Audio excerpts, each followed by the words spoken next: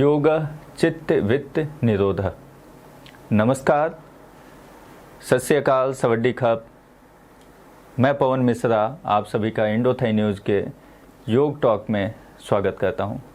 योग चित्त वित्त निरोध, ये जो मैंने शुरू में बोला, ये बहुत बड़ा एक छोटी लाइन है, बट इसके जो अर्थ हैं वो बहुत बड़े हैं।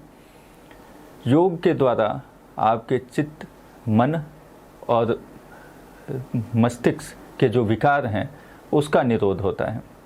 योग करने से आप लगातार करते रहेंगे तो ये दोनों चीज़ें जो समस्याएं आती हैं, आजकल लोग कड़वा बोलना, कहना, जो बहुत सारी समस्याएं सामाजिक, उनमें भी बड़ा इम्प्रूवमेंट मिलता है। सिर्फ शारीरिक नहीं, मानसिक तरीके से हम समाज को स्वस्थ कर सकते हैं सिर्फ योग करने से। योग करें और समाज को एक स्वस्थ समाज और स्वस्थ शरीर के साथ में लेके आगे बढ़ें। तो आज का विषय है जो सबसे इम्पोर्टेंट, अभी जो समस्याएं रही हैं लोगों को, कईयों को कोरोना हुआ था, ठीक हो गए, किसी को जिनको नहीं हुआ वो ना हो, या जो रिकवरी कर रहे हैं कोरोना के बाद में उनको क्या करना चाहिए ये बताएंगे। तो इसमें 3 आसन के बारे में आज मास्टर संजीव जी ने जो बताया है वो है एक प्राणायाम। जो प्राणायाम में 3 चीज़ें हैं वो, उसके बारे में वो डिटेल में मास्टर संजीव जी ज़्यादा बेटर बताएंगे, जो कि मैं अभी सीख रहा हूँ। और उन्होंने जो हमें करा के, जो हमें महसूस हुआ ये भस्त्रिका, कपालभाति और अनुलोम विलोम से, वो बड़ा ही लाभदायक प्राणायाम है इन सब चीज़ों में। तो आइए उनके बारे में डिटेल में मास्टर संजीव जी से जानते हैं।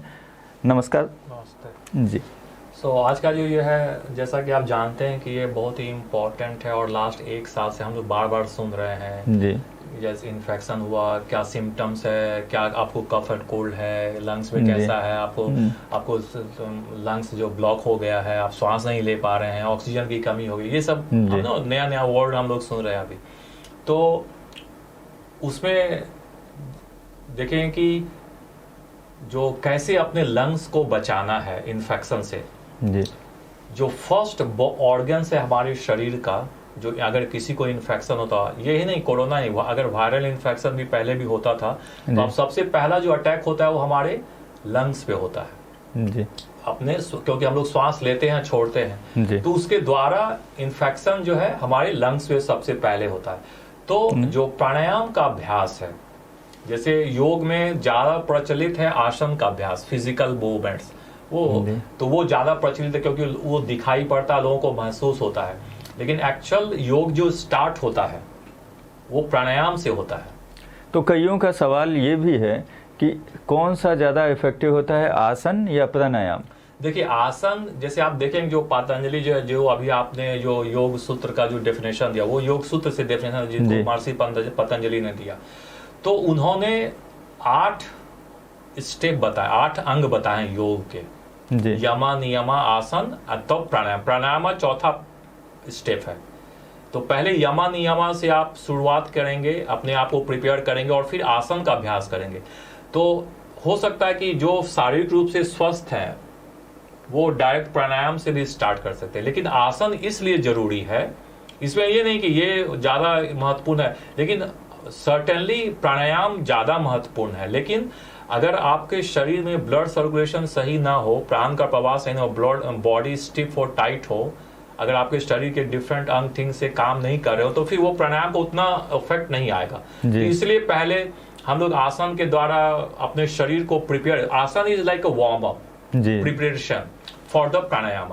जब आप आसन का अभ्यास करते हैं तो वो आपके मांसपेशियों पे, बोन्स पे, नर्व्स पे, स्पाइन पे प्रभाव डालता है। और जब आप प्राणायाम का अभ्यास करते हैं तो ये डायरेक्ट आपके सेल्स में, कोशिकाएं में जाते हैं इसका प्रभाव। तो जो भी चेंज होते हैं वो डायरेक्ट हमारे कोशिकाओं में होता है। तो प्राणायाम जैसे आप करते हैं, जब प्राणायाम का अभ्यास, जो आज के मैं एपिसोड में बताऊंगा आपको 3 अभ्यास, बहुत सारा आपको बहुत ज्यादा करना भी नहीं है, तो आपको मैं 3 अभ्यास आज बताऊंगा। एक सवाल था क्या ये सब लोग कर सकते हैं या? बिल्कुल ये सब लोग कर सकते हैं, जैसे अनुलोम विलोम या जिसको आप बोलते हैं जो, लेकिन एक्चुअली उसका नाम नाड़ी शोधन है, तो वो तो सब कोई कर सकते हैं। आपको कुछ भी प्रॉब्लम हो या ब्लड प्रेशर हो या कुछ भी आप सीवियरली सिक हो, आप कर सकते हैं। लेकिन सिर्फ ये जो भस्त्रिका और कपालभाति का अभ्यास है, तो इसमें सिर्फ जो हाई ब्लड प्रेशर जिनको है और हृदय की समस्या, उनको थोड़ा सा ख्याल रखना। उनको वो आप पहले डॉक्टर से या योग शिक्षक से, जो अच्छे योग शिक्षक हैं, उनसे कंसल्ट करने के बाद ही करें, क्योंकि जैसे हाई ब्लड प्रेशर का रीजन भी बहुत अलग अलग होता है, तो किसी को फायदा कर सकता है, किसी को नुकसान भी कर सकता है जी। तो क्योंकि ये भस्त्रिका और कपालभाति करने से आपके मेटाबॉलिज्म को बढ़ा देता है, हृदय गति को बढ़ा देगा, श्वास में तेजी आएगा, बॉडी टेम्परेचर, तो इसका जो तात्कालिक प्रभाव होता है ये सब कुछ आपके शरीर के क्रिया को बढ़ा देता है। तो अगर आप उसको हैंडल नहीं कर पाएंगे, अगर आप बिगिनर्स हैं, पहले से अगर आपको योग की जानकारी, तो कुछ समस्या आ सकती है। जिससे सिर्फ जो भस्त्रिका और कपालभाति है, उसमें जिन्हें हाई ब्लड प्रेशर है, उच्च रक्तचाप है, और जिन्हें हृदय संबंधित कोई समस्या हो या एसिडिटी हो या बॉडी टेम्परेचर जिनका ज्यादा हो, जिनको ज्यादा गुस्सा आता हो, तो उन लोगों को ये नहीं करना। उनको मैंने पिछले वीडियो में और आगे भी हम लोग प्राणायाम पे एक पूरा डिटेल एपिसोड करेंगे, ताकि हर लोगों को पता चले। तो उनके लिए सिर्फ सावधानी बरतनी, बाकी सभी लोग कर सकते हैं। तो गुस्सा तो चिड़चिड़ापन आजकल तो बेसिकली सबके अंदर है, तो वो उस टाइप के, तो उसके लिए आप जैसे दूसरे अभ्यास, शीतली शीतकारी का अभ्यास है, उज्जयी प्राणायाम है, नाड़ी शोधन आगे के एपिसोड में मैं आगे के एपिसोड, अभी क्योंकि हम फोकस करें लंग्स पे, तो जो भस्त्रिका और कपालभाति है ये बहुत ही अच्छा लंग्स में, जैसे ना वेंटिलेशन, जैसे गंदी हवा को बाहर निकालना, फ्रेश एयर को अंदर लाना। तो जब आप भस्त्रिका में क्या करते हैं कि श्वास लेते और छोड़ते हैं, लेना और छोड़ना दोनों फोर्सफुल होता है अपनी पेट की पेट की मांसपेशियों के हेल्प के द्वारा। तो जब आप श्वास लेते और छोड़ते हैं तेजी से, तो जो लंग्स है उसमें रिस्पायरेशन जो प्रोसेस है वो तेज होता है। तो जो भी गंदगी है, ये इन्फेक्टेड एयर है, पॉल्यूटेड एयर है, वो बाहर आएगा और ऑक्सीजन अंदर जाएगा। और फिर इस प्रक्रिया में आपके बॉडी का टेम्परेचर भी बढ़ जाता है। तो जब बॉडी टेम्परेचर ज्यादा होगा तो इन्फेक्शन कम हो जाएगा, अंदर से बॉडी टेम्परेचर, और फिर जो आप अपने लंग्स को स्वस्थ रख पाएंगे। और फिर वही कपालभाति है। तो कपालभाति में क्या करते हैं, सिर्फ श्वास नॉर्मल लेते हैं और छोड़ते हैं फोर्सफुली। तो कपालभाति में फोकस क्या होता है कि जो भी गंदगी है उसको बाहर फेंकना। तो कपालभाति जो है क्लींजिंग प्रैक्टिस भी है, हठ योगा का षट कर्म भी है वो। तो उससे आपके जो लंग्स है वो क्लीन होते हैं। और जब आप ये रेगुलर करेंगे तो दोनों करने की एक साथ जरूरत नहीं है, या अदर आप भस्त्रिका करें या कपालभाति करें। और 3 से 5, ज्यादा बहुत करना भी नहीं, 3 से 5 राउंड करें रोज, मॉर्निंग में, सुबह में, ये काफी होगा जी। तो जैसा कि मास्टर संजीव जी बता रहे हैं और अभी सिखाएंगे भी, बताएंगे किस तरीके से करना है। तो आप भस्त्रिका, मुझे पता है कि बहुत सारे लोग फेमिलियर हैं इन चीज़ों से, भस्त्रिका, कपालभाति और अनुलोम विलोम का प्रैक्टिस बताएंगे, किस तरीके से इसको आप करें और किस तरीके से करके लाभ उठाएं। तो चलिए समय को ध्यान में रखते हुए पहले सीख लेते हैं और उसके बाद आप लोगों से बात करते हैं। नमस्कार। नमस्ते, स्वादिखाप। मैं Sanjeev Chaturvedi and she Silvia from Switzerland. So today we are going to teach you how to keep your lungs healthier through pranayama practice. So I will also in next other videos, other session, I will teach you separately about different pranayama practices, but today I will teach you 3 important pranayama practices, breathing practice. जो 3 अभ्यास मैं आज आपको बताऊंगा वो हमारे lungs के लिए बहुत ही इम्पॉर्टेंट अभ्यास है, बेनिफिशियल है। आप जानते हैं कि आजकल जो भी समस्याएं हो रही है, कोरोना का पेंडेमिक जो है, तो जो सबसे पहला ऑर्गन्स हमारा अफेक्ट होता है, इन्फेक्ट होता है, वो हमारा लंग्स है। तो हम अपने लंग्स को कैसे बचाएं नेचुरली, अपने लंग्स को कैसे प्रोटेक्ट करें फ्रॉम इन्फेक्शन, क्योंकि लंग्स के द्वारा ही हमारे पूरे शरीर में कोई भी इन्फेक्शन पहुंचता है। जैसे आजकल जो वायरस है, कोई भी देखेंगे आप कि जब भी कोई वायरल प्रॉब्लम होगा, इन्फेक्शन होगा, तो जो सबसे पहले आप कफ एंड कोल्ड होगा, लंग्स में कंजेशन हो जाएगा, आपको सर्दी खांसी हो जाएगी, फिर दर्द होगा, गले में दर्द होगा। तो उसको आप कैसे बच सकते हैं उससे? तो प्राणायाम एक बहुत ही अच्छा अभ्यास है। तो जो पहला अभ्यास मैं आपको बताऊंगा उसको बोलते हैं भस्त्रिका। वो देखते हैं कि जो लुहार लोग जो आग जलाते हैं तो वो ना एक बिलोस टाइप का होता है, तो उससे जो हवा निकलता है और वो आपके आग को बढ़ा देता है, हीट बढ़ाता है, जो लोहार लोग यूज करते होंगे जो पुराने ज़माने में। तो उसमें क्या करेंगे, भस्त्रिका में क्या करते हैं, जब आप ये अभ्यास करेंगे तो इससे आपके शरीर में गर्मी पैदा होता है, हीट पैदा होता है और आपके मेटाबॉलिज्म को बढ़ाता है और नेचुरली आपके लंग्स का वेंटिलेशन क्रिएट करता है। मतलब आपके लंग्स में ऑक्सीजन जा रहा है और फिर कार्बन डाइऑक्साइड तेजी से बाहर भी आ रहा है, तो आपके लंग्स को क्लीन करता है। बहुत ही अच्छा like provide ventilation to your lungs, to clean your lungs, to protect from any infected air और पॉल्यूटेड एयर। तो उसमें क्या करते हैं कि जैसा कि आप जानते हैं कि ब्रीदिंग में श्वास लेना है और छोड़ना, वो नेचुरल प्रक्रिया है, वो नॉर्मल प्रक्रिया है। आपको उसके लिए चिंता नहीं करना कि एक्स्ट्रा आपको कुछ करना है। तो वो श्वास जाना आना जाना वो लगातार सतत प्रक्रिया है हमारे शरीर में। लेकिन उसको आप जब ध्यान से करेंगे, जब आप श्वास पे ध्यान लेते हैं तो आपका पूरा जो रिएक्शंस है, माइंड बॉडी है, सब कुछ एक जगह पे आ जाता है और फिर आप ज़्यादा आपके शरीर को फायदा पहुंचाता है। तो ये जो भस्त्रिका अभ्यास है, इसमें आप क्या करेंगे कि अपने पेट की मांसपेशियों के द्वारा, जैसे कि मैंने पहले का वीडियो में आपको बताया होगा कि उदर श्वसन, एब्डोमिनल ब्रीदिंग, जब सांस लेते हैं when you inhale your belly goes out, when you exhale your belly goes इन। जब श्वास लेते हैं inhale your belly goes out, exhale your belly goes in. Actually आपका कीप डूइंग, एक्चुअली आप जब श्वास यूज करते हैं आप एब्डोमिनल मसल्स, तो श्वास आपके लंग्स में ही आ जा रहा है। तो लेकिन क्यों फिर इससे क्यों लेंगे, जब इससे आप लेते हैं तो आप अपने पूरे लंग्स कैपेसिटी का यूज करते हैं। हमारे लंग्स में 3 लोब होता है, upper lobe, middle lobe, lower lobe. तो जब हम नॉर्मल श्वास लेते हैं तो वो सिर्फ हम अपर और थोड़ी बहुत मिडिल लोब तक ही ले पाते हैं, तो अपने पूरे लंग्स कैपेसिटी का यूज नहीं कर पाते हैं। तो जब आप एब्डोमिनल ब्रीदिंग करेंगे, जब आप अपने पेट की मांसपेशियों के द्वारा श्वास लेंगे और छोड़ेंगे, तो आप अपने पूरे लोअर लोब को भी यूज करते हैं। तो आप देखेंगे कि आपका इम्यूनिटी भी इससे ज़्यादा बढ़ेगा। अगर आप पूरे अपने लंग्स का यूज करेंगे तो आपकी इम्यूनिटी भी ज़्यादा होगी, आप ज़्यादा स्ट्रॉन्ग, कॉन्फिडेंट रहेंगे, हमेशा एनर्जेटिक महसूस करेंगे। इसका मतलब है कि आप ज़्यादा लंग्स ऑक्सीजन आप ले रहे हैं, आपके पास ज़्यादा ऑक्सीजन है और फिर जो डिपोजिशन होता है केमिकल रिएक्शंस के बाद कार्बन डाइऑक्साइड, वो आप थ्रो भी बाहर भी नेचुरली कर रहे हैं। तो उसी को हम तेज गति से इसको करेंगे। तो भस्त्रिका में क्या करेंगे, लेना भी मीन्स इनहेलेशन भी forceful and exhalation also forceful, both. So inhale exhale, श्वास आएगा जाएगा नाक से ही, लेकिन अपने पेट की मांसपेशियों को यूज करेंगे। थोड़ी देर लेने के बाद देन यू कैन रिलैक्स। इसमें क्या होगा कि जो आपके जो इनहेलेशन हो, श्वास लेना जो थोड़ा सा कमजोर होगा शुरू में, बिगिनिंग में inhalation will be little weaker और एक्सहेलेशन ज्यादा स्ट्रांग आप देखेंगे। कोई बात नहीं, उसको आप धीरे धीरे कोशिश करेंगे। जब व्हेन यू रेगुलर अभ्यास करेंगे तो आप देखेंगे कि आपके इनहेलेशन और एक्सहेलेशन दोनों स्ट्रांग, मजबूत, फोर्सफुल हो रहा है। तो again inhale also forceful and exhale also forceful. 10 बार लेंगे, 20 बार, 30 बार, फिर आप थकान महसूस करें, relax. Then when you feel weakness, you will in the beginning, शुरू में आप यहां पे थकान महसूस करें तो फिर आराम करेंगे। ज्यादा भी एक दिन में नहीं करना है।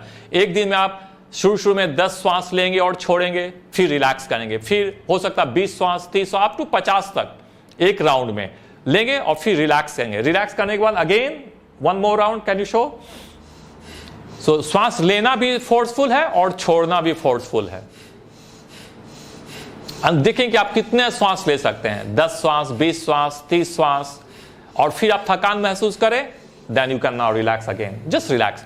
और फिर कैसे रिलैक्स करना है, यहां पे अगर आप थकान महसूस करेंगे, then inhale your belly goes out and exhale belly goes in. तो इस अभ्यास को, इसको बोलते हैं भस्त्रिका, फोर्सफुल ब्रीदिंग। तो इसको आप 3 राउंड करेंगे। एक राउंड में 20 श्वास और 30 श्वास अपनी क्षमता अनुसार, कैपेसिटी में भी 50 श्वास, और अगर आप रेगुलर प्रैक्टिशनर है आप 100 श्वास तक भी जाते। लेकिन कुछ लोग हैं कि बहुत ज़्यादा एक ही दिन में करते हैं, वो भी ज़्यादा नहीं करना चाहिए, इसका साइड इफेक्ट भी हो सकता है। तो इस अभ्यास को किन के लिए ये नहीं करना चाहिए? जिनको उच्च रक्तचाप है, हाई ब्लड प्रेशर हो, हृदय की समस्या हो, हाइपरथायराइड हो, एसिडिटी हो, उनको इन अभ्यासों को नहीं करना है, ठीक है। और बाकी लोग कर सकते हैं, जिनको डायबिटीज हो, जिनको कोई दमे की शिकायत हो, दमे वालों के लिए लंग्स का कोई भी समस्या हो, कंजेशन हो, हमेशा आपको कफ एंड कोल्ड हो, या स्ट्रेस होता हो, या माइग्रेन हो, डिप्रेशन जिनको हो, वो सभी मतलब कि ये जो है आपके शरीर के मेटाबॉलिज्म को बढ़ाता है। तो जितना भी अभ्यास है, अगर आपके शरीर का मेटाबॉलिज्म कम है, आपको ज़्यादा फैट को बर्न करना है, आपको शुगर लेवल को कम करना है, तो इन अभ्यासों को आप कर सकते हैं, ठीक है। तो इसको आप 3 से 5 राउंड करेंगे। इसको क्या बोलते हैं? भस्त्रिका। और सबके लिए अच्छा है, लेकिन सिर्फ प्रिकॉशन किसके लिए है? नहीं करना है जिनको हाई ब्लड प्रेशर है, हृदय की समस्या हो, या जिन्होंने सर्जरी करवाई हो, या गर्भवती महिलाएं शिक्षक से पूछने के बाद ही करें, शिक्षक से, टीचर से कंसल्ट करके ही इन अभ्यासों को। बाकी सभी लोग इस अभ्यास को कर सकते हैं। नाउ द सेकंड प्रैक्टिस हमको लगता है कि सब कोई जानता है और वो ज्यादा पॉपुलर भी है, उसका नाम है kapalbhati. But kapalbhati actually was not pranayama. Kapalbhati actually वो प्राणायाम नहीं है, लेकिन इसको क्योंकि हम ब्रेथ का उपयोग करते हैं तो इसको प्राणायाम के ग्रुप में इंक्लूड कर लिया गया, और आजकल हम लोग इसको प्राणायाम के रूप से करते हैं। लेकिन एक्चुअली कपालभाति का जो अभ्यास है वो जे 6 षटकर्मा है, हथ योगा का जो अभ्यास है, 6 क्लींजिंग प्रैक्टिस, 6 जो षटक्रम है, जिससे कि डायरेक्ट हम अपने शरीर की सफाई करते हैं। नेति, धौती, बस्ती, कपालभाति, त्राटका और नौली। तो ये 6 अभ्यास है, जो 6 अभ्यास है जिससे कि हम लोग डायरेक्ट रूप से अपने शरीर की सफाई करते हैं। तो जो कपालभाति वो वन ऑफ द षटकर्मा है, हथ योगा का एक प्रैक्टिस है। तो इसमें क्या सफाई होती है? इसमें अपने कपाल को, अपने फोरहेड को, फ्रंटल लोब को साफ करते हैं। और इसमें क्या होता है कि जैसे भस्त्रिका आपने किया, उसमें फोर्सफुल ब्रीदिंग, बोथ इनहेल, श्वास लेते भी हैं झटके के साथ और श्वास छोड़ते भी हैं झटके के साथ। कपालभाति में आप क्या करेंगे? सिर्फ श्वास छोड़ना है फोर्सफुल, मींस इनहेलेशन आपका नॉर्मल रहेगा, इनहेल नॉर्मल, एक्सहेल करेंगे फोर्सफुली। तो इसमें जो मेन एक्सहेलेशन पे ध्यान देना है।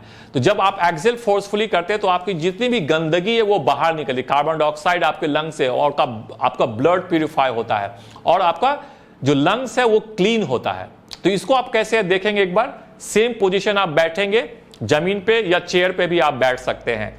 और फिर श्वास इनहेल, पहले आप धीरे धीरे, first you see the slowly, धीरे धीरे inhale up, exhale down, inhale up, exhale forcefully, inhale, exhale, inhale,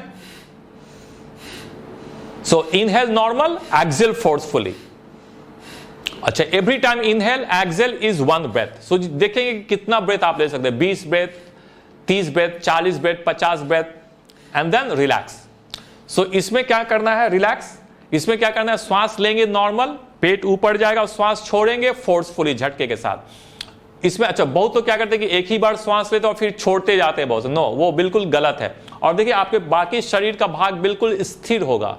आप other body part should be completely still, only your focus in your belly. So again, second round, inhale, exhale. Exhalation should be forceful. इसमें क्या होगी? Exhalation आपका active होगा, inhalation passive होगा, आराम से होगा। Then now again relax. So ये भी अभ्यास आपके पूरे लंग्स को क्लीन करता है, इन्फेक्टेड एयर को बाहर निकालता है, पॉल्यूटेड एयर को बाहर निकालता है। और जब आपका लंग्स हेल्दी होगा, जब ऑक्सीजन जाना आना इजीली होगा, तो आप ऑक्सीजन की कमी भी महसूस नहीं होगी और आप ज्यादा अलर्ट, एक्टिव, एनर्जेटिक महसूस करेंगे। और जो भी अदर जो शारीरिक क्रियाएं हैं, जैसे डाइजेस्टिव सिस्टम है, अदर सिस्टम है, वो भी हर कुछ ऑक्सीजन पे ही निर्भर है। अगर अच्छा से ऑक्सीजन सप्लाई होगा और कार्बन डाइऑक्साइड को बाहर फेंकेंगे, आप बाहर निकालेंगे तेजी से, तो आपका जो अदर सिस्टम है वो भी ठीक से वर्क करेगा। तो एक राउंड और देख ले, 1 more round. Inhale, exhale, inhale, exhale. And then relax. So इसमें क्या करना है, जैसे इसका क्या डिफरेंस है भस्त्रिका कपालभाति में? भस्त्रिका में आप श्वास लेना और छोड़ना दोनों फोर्सफुल होगा, और कपालभाति सिर्फ आप श्वास लेंगे नॉर्मल और छोड़ेंगे forcefully, means acceleration should be forceful. तो इसका भी इफेक्ट सेम ही है भस्त्रिका के जैसा। इसको भी जो जिनको हाई ब्लड प्रेशर है, अच्छा बहुत लोग क्या होता है कि मिसअंडरस्टैंड करते हैं, ये जो दोनों अभ्यास है लंग्स के लिए तो अच्छा है ही, ये आपके हार्ट के मसल्स को भी मजबूत बनाता है। लेकिन अगर आपके हार्ट में ऑलरेडी प्रॉब्लम है, जैसे हाई ब्लड प्रेशर, उच्च रक्तचाप है, हृदय से संबंधित अगर आपने ओपन हार्ट सर्जरी करवाई हो या कुछ भी अदर समस्या हो, तो बिल्कुल ही इस अभ्यास को नहीं करेंगे तो आपको समस्या होगी। हो सकता है आपको पैरालिसिस हो जाए, ब्रेन हैमरेज हो जाए, हार्ट अटैक आ जाए, तो ये बिल्कुल नहीं करेंगे अगर आपको ऑलरेडी समस्या हो चुकी है। अगर नहीं हुए तो ये बहुत ही अच्छा अभ्यास है, आपके हार्ट के मसल्स को, कार्डियक मसल्स को भी ये मजबूत बनाता है, अच्छा कार्डियो अभ्यास भी है, और आपके फैट को बर्न करता है, आपको मेंटली और फिजिकली अलर्ट, एक्टिव और स्ट्रांग बनाता है। तो सिर्फ प्रिकॉशन किनको लेना है? जिन्हें हाई ब्लड प्रेशर है, हृदय से संबंधित समस्या है, या जिन्होंने सर्जरी करवाई हो। बाकी लोग कर सकते, जिनको डायबिटीज हो या दमे की शिकायत हो या डाइजेस्टिव में कोई प्रॉब्लम हो, जिनको फैट बर्न करना हो, जिनको डिप्रेशन हो, स्ट्रेस हो, माइग्रेन हो, तो वो लोग इन अभ्यासों को, इस अभ्यास को कर सकते हैं, अपने लंग्स को हेल्दी रख सकते हैं। तो लेकिन ये दोनों अभ्यास करने के बाद आपके बॉडी को टेम्परेचर को बढ़ाता है। तो फिर जो एक ही बहुत ही अच्छा, वो सबके लिए है, अगर स्पेशली जिनको हाई ब्लड प्रेशर या जो भी कुछ भी समस्या हो, तो वो उसको बोलते हैं नाड़ी शोधन, जिसको आप अनुलोम विलोम के नाम से भी जानते हैं। तो उसमें क्या करेंगे? Alternate nostril, first you show low your fingers, first this two finger, bend this, yes, keep it, yes, keep it on your nostril, this is lower first, don't show, yes, now keep it। so इसमें क्या करेंगे? Inhale, by नाक से श्वास लेंगे, दाई नाक से छोड़ेंगे, exhale from your left, yes, show. इसमें क्या होंगे? श्वास लेंगे और छोड़ेंगे, बाई नाक से लेंगे, दाई नाक से छोड़ेंगे, दाई से लेके बाई से छोड़ेंगे, means inhale from left, then close your left, exhale from right, inhale right, close your right and exhale left. तो ये लोग आप लोग जानते हैं, इनको अनुलोम विलोम भी बोला जाता है, लेकिन इसका जो सही नाम है वो है नाड़ी शोधन। ये भी आपके लंग्स को क्लीन करता है, लंग्स को हेल्दी करता है, आपके ब्लड को प्यूरिफाई करता है, और जो ब्लॉकेज हैं आपके हार्ट में या नर्व्स में, उस ब्लॉकेज को भी कम करता है। तो आप किसी भी उंगली को आप यूज कर सकते हैं ओपन एंड क्लोज करने के लिए, लेकिन जो बेस्ट है उसमें क्या करेंगे? इसको बोलते हैं नासिकाग्र मुद्रा। इसको आप इंडेक्स मिडिल फिंगर को आप अपने फोरहेड पे रखेंगे और थंब और रिंग फिंगर को अपने नाकों पे रखेंगे, ये इस तरह से, this two finger, first two finger on your eyebrow centre, thumb and ring finger on your nostril, और फिर इनहेल लेफ्ट, एक्सहेल राइट। इसको आप करेंगे 5 मिनट, 10 मिनट, और हर कोई कर सकता है, स्पेशली अगर आपको हाई ब्लड प्रेशर है, हृदय संबंधी समस्या, या कोई भी समस्या हो, गर्भवती महिलाएं भी कर सकती है। तो ये भी आपके लंग्स को हेल्दी रखने के लिए बहुत ही अच्छा अभ्यास है, और सिर्फ ये आपके लंग्स से ही नहीं हेल्दी रखता है, बल्कि आपके पूरे पर्सनालिटी को बैलेंस करता है, आपके माइंड और इमोशंस को कंट्रोल करता है, आपके both sides of your brain को बैलेंस करता है, राइट हेमिस्फीयर, लेफ्ट हेमिस्फीयर, और आपके ब्लॉकेज को रिमूव करता है। और अगर आप इसका अभ्यास करेंगे तो ये क्या करेगा कि आपके श्वास को बिल्कुल स्लो कर देगा, धीरे कर देगा और रिदमिक बना देगा, और लंबी और गहरी श्वास आप लेने लगेंगे। और जब आपकी श्वास लंबी और गहरी होगी तो आप ज्यादा दिन तक जिंदा रहेंगे, आपका लाइफ स्पान बढ़ा देता है। तो ये जो नाड़ी शोधन का अभ्यास, जिसको आप अनुलोम विलोम के नाम से भी जानते हैं, ये आप कर सकते हैं और आपके लंग्स के लिए। तो ये 3 अभ्यास आप लोग रेगुलर करें अपने लंग्स को हेल्दी रखने के लिए, अपने आप को प्रोटेक्ट करने के लिए वायरस से, और आपकी इम्यूनिटी को भी बढ़ाने के लिए। लेकिन ओनली प्रिकॉशन जो कि भस्त्रिका और कपालभाति है, जिनको हृदय संबंधी समस्या हो, हाई ब्लड प्रेशर हो, वो लोग थोड़ा ध्यान पूर्वक करेंगे, वो लोग टीचर से कंसल्ट करके ही करेंगे। तो आई होप आप इन अभ्यासों को करेंगे रेगुलर। और मॉर्निंग बहुत ही अच्छा टाइम है प्राणायाम के अभ्यास के लिए, लेकिन आप इवनिंग में भी इन अभ्यासों को कर सकते हैं।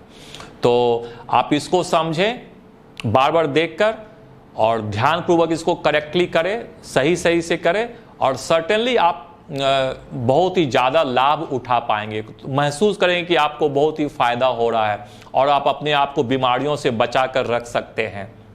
और अगर आपका कोई प्रश्न हो आप ज़रूर पूछें। अगर आप रेगुलर योग करना चाहते हो आप इंडोथाई न्यूज़ को कांटेक्ट करें या डिवाइन योगा को कांटेक्ट करें फॉर रेगुलर क्लासेस के लिए या और भी योग से संबंधित कोई भी जानकारी लेने के लिए।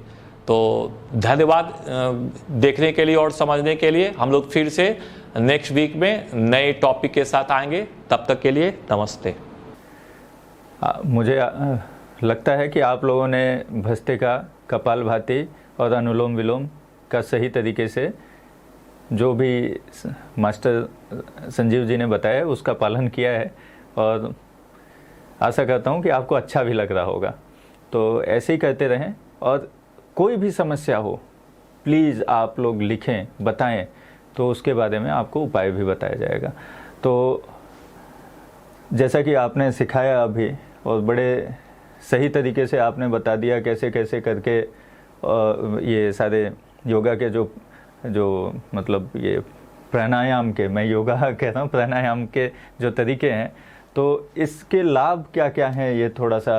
लाभ इसके बहुत है। अगर आप करेंगे तो आपके जो अंदरूनी जो क्रियाएं हैं शरीर के, जैसे रिस्पायरेटरी सिस्टम जो लंग से रिलेटेड सिस्टम है और जो आपके डाइजेस्टिव सिस्टम, ये दो सिस्टम हमारे अदर सिस्टम को चलाता है। तो अगर आपका रिस्पायरेटरी और डाइजेस्टिव सिस्टम सही रहेगा तो आपकी इम्यूनिटी भी ज्यादा रहेगी, ठीक है, आप इम्यून रहेंगे, आपको कोई डरने की जरूरत नहीं है। अगर कोई बीमारी हो भी गया तो आपको कुछ नहीं होगा। और ये जो है अच्छा कार्डियो एक्सरसाइज भी है हार्ट के लिए। बट जैसा कि मैंने बताया कि हार्ट के लिए अच्छा, लेकिन उनके लिए जो माने प्रिवेंटिव है ये जी। अगर आपको ऑलरेडी कोई हार्ट में समस्या हो गया तो बिल्कुल ना करिए अभ्यास, नहीं तो आपको फिर पैरालिसिस भी हो सकता है, ब्रेन हैमरेज हो सकता है। तो अगर आपको ऑलरेडी समस्या है हार्ट की तो मत करें, लेकिन आप स्वस्थ हैं या आपको दूसरी समस्या जैसे लंग से रिलेटेड या पेट से संबंधित तो आप कर सकते हैं आराम से, इस पे कोई डरने की बात नहीं है।